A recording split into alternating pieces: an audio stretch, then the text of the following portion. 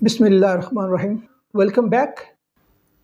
Today we will talk about critical discourse analysis.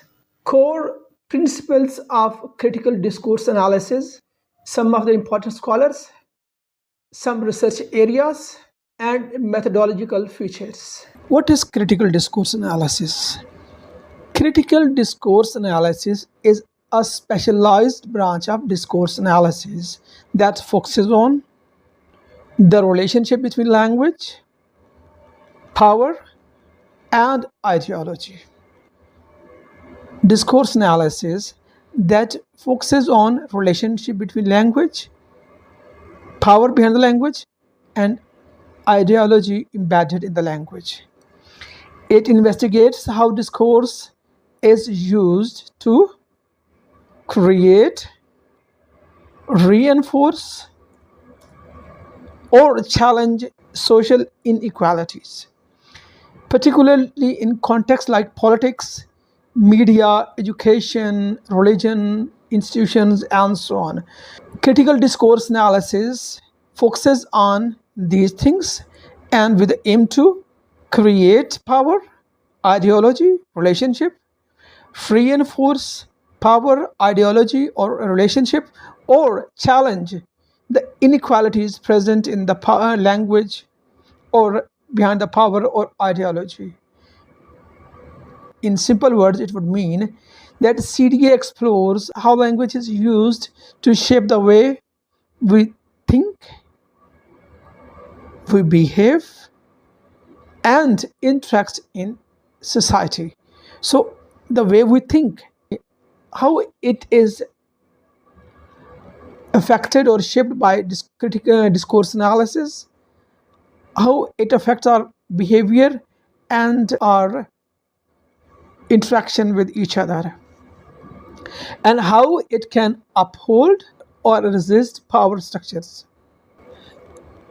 So, if we talk about areas which critical discourse analysis focuses, as we have discussed in our previous slides in discourse studies and discourse analysis, that language is never neutral.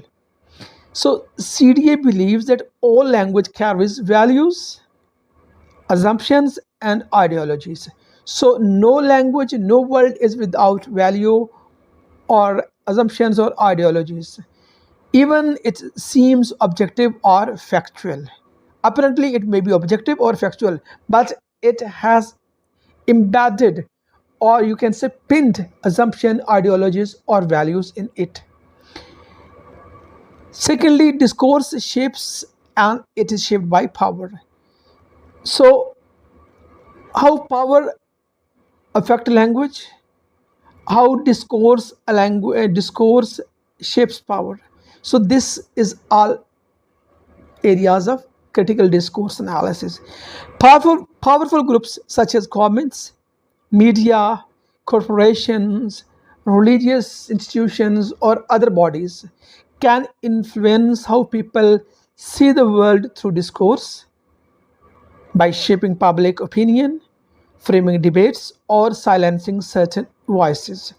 As we have seen, especially in conflict between Pakistan and India, that all the media or politics powers or people on social media are trying to shape the opinion of the people, how they are creating narrative. So this is also a core area of critical discourse analysis. Another area, ideology is embedded in language. Language is never neutral. It carries ideology. And sometimes this ideology is embedded in the language. And apparently it seems normal. It's routine life. So CDA reveals how ideologies or set of beliefs or values are certainly embedded in everyday language. We don't do it. It's part of life. It happens. So it becomes common sense. So sometimes ideologies are embedded in the language that it seems common sense. So objective of CDA is to analyze and see how the world choices metaphors, or narratives are used to enforce, embed, or create ideologies. Its focus is on all social change. The critical discourse analysis means it aims to go beyond description, critique injustice, and suggest ways to create more equitable communication and understanding. So critical mean it goes beyond just meanings. It goes to critique and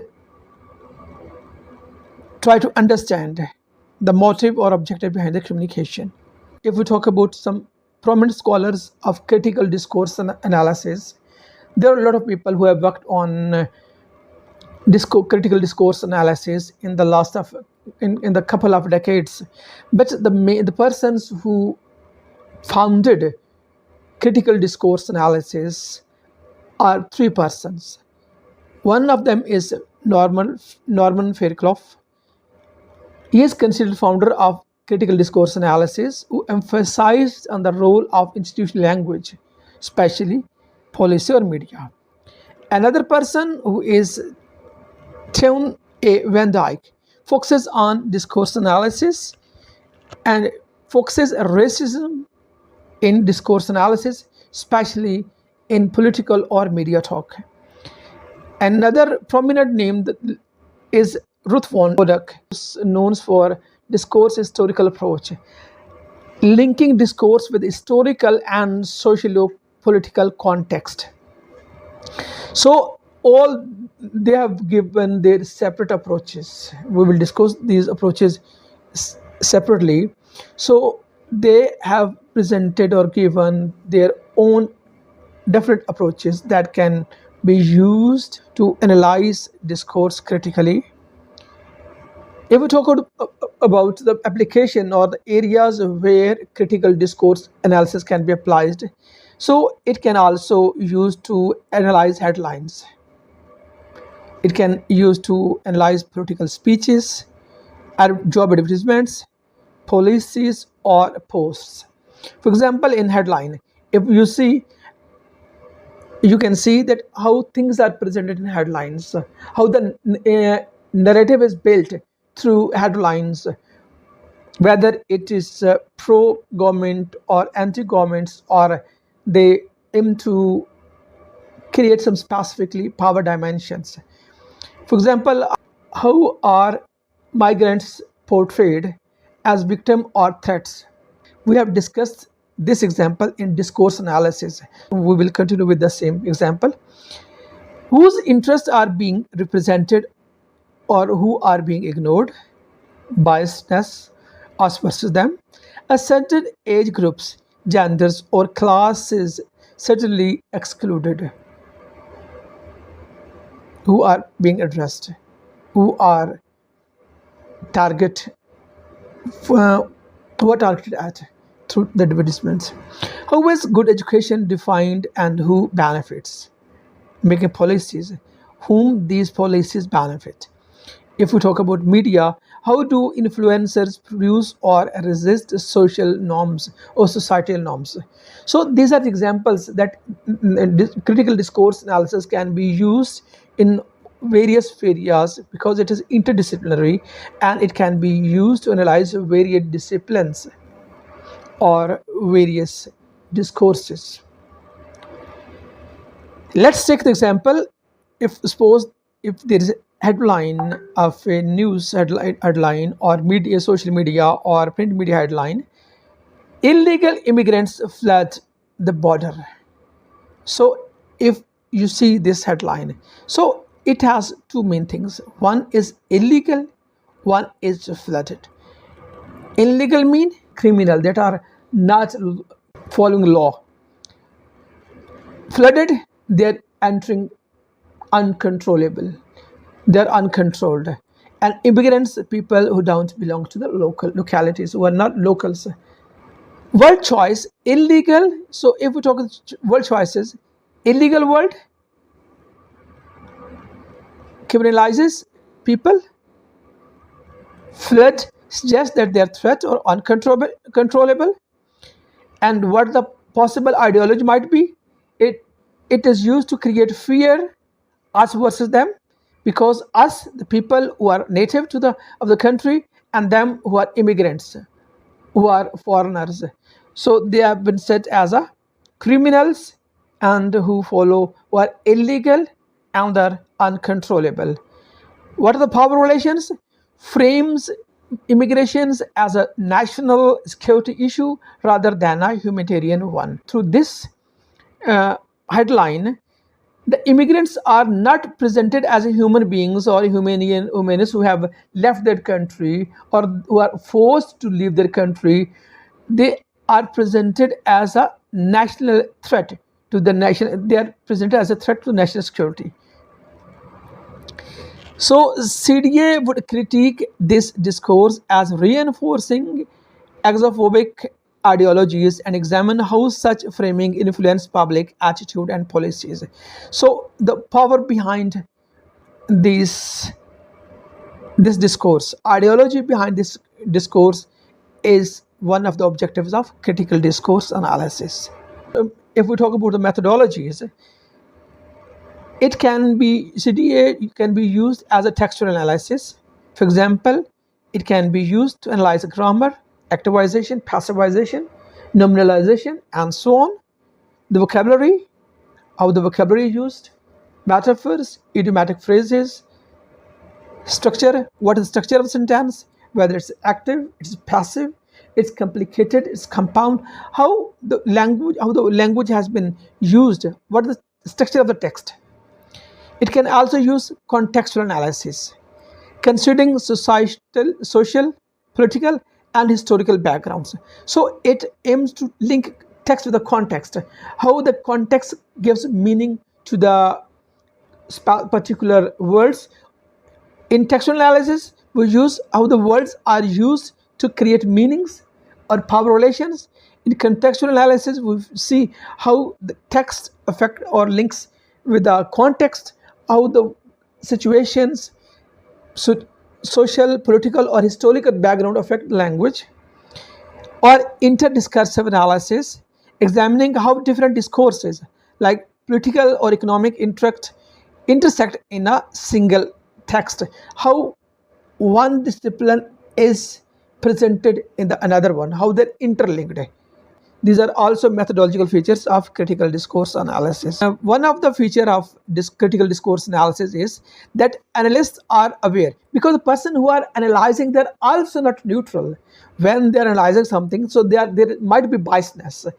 So analysts are aware of their own biases and how their own position affects their interpretation. A person who belongs to one party may try to present or declare the opponent or other party as a outgroup, and similarly or vice versa. If the person belonging to a particular country may consider or may present the immigrants as a threat, while if the person who representing the immigrants might present them as a humanitarian. So it's also methodological feature of critical discourse analysis. If I sum up critical discourse analysis is a study how language is used to exercise power, analyze power embedded in the discourse, reinforce ideologies, how the ideologies are reinforced through discourse analysis, or either maintain or challenge social equality, whether equality it is supporting status quo or it is challenging the status quo.